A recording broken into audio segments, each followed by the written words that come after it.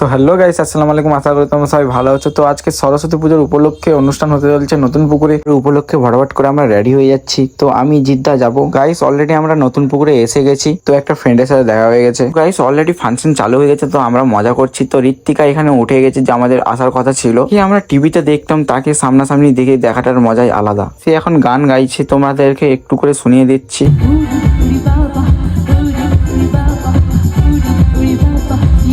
তো ঋত্বিকা খুব সুন্দর গান গাইছে, তো আমাদেরকে খুব মজা লাগছে ফাংশনটা। তো ঋত্বিকার সাথে ফটো তুলবো টেজের উপরে, দেখা যাক। তো গাইস আমি ফাইনালি টেজে উঠে গেছি। তো ফটো তুলতে পারবো কি না পারবো তোমরা সবাই দেখতে থাকো। তো খুব ভিড়, তো তোমরা দেখতেই পাচ্ছ টেজের উপরে। তো কি করে ফটো তুলবো সেইটাই তো ভাবছি গাইস। তো ঋত্বিকা তো চলে যাচ্ছে গাইস। তো কি করে ফটো তুলবো? না গাইস, ফটো তুলেছি গাইস, আমি তো হার মানিনি। তো ফটো তুলেই ছাড়লাম। ফটো তোলার মজাটাই আলাদা। তো ঋত্বিকা যাচ্ছে, তোমাদেরকে দেখাচ্ছি গাইস। কি আমরা টিভিতে দেখে দেখে এলাম, তাকে সামনাসামনি দেখছি। তো গাইস খুব ভালো লাগছে।